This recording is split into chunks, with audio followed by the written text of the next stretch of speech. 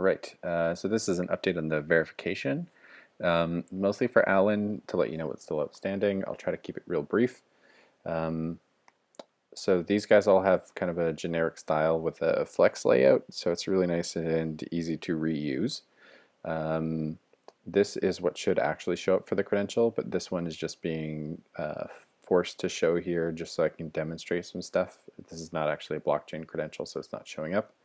In order to get the behavior of that indicator line on the side and the icons, I needed to add a variable to the directive called verification result. So this should be null by default and get set by something um, in the verify function, but I don't really know what you're doing based on the request or because these are random. I don't really know um, how to set those, but basically we want to have like warning, error, and success depending on that result. So you can see errors showing up here, and these lines are showing up. Um, this one shows up if we're at least verifying, or we have the result. This one shows up if we have the result, and because we forced that to appear, um, like so.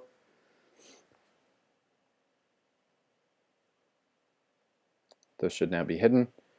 So once that verification result gets triggered to come in after the fact, that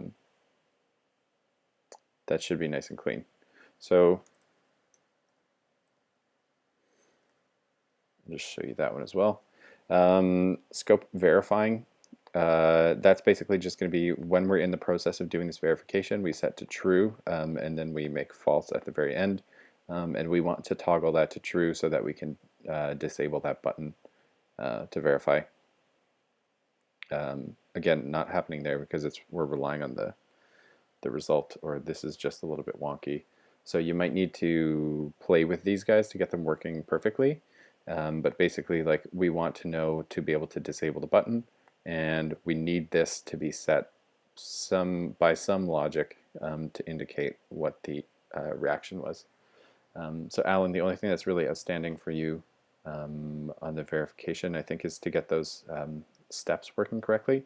And the only thing unticked on the Trello is like highlight in red the step that has an error, and I don't really know how to do that right now because it's kind of an arbitrary logic, so I'm going to need to dump that one back on you.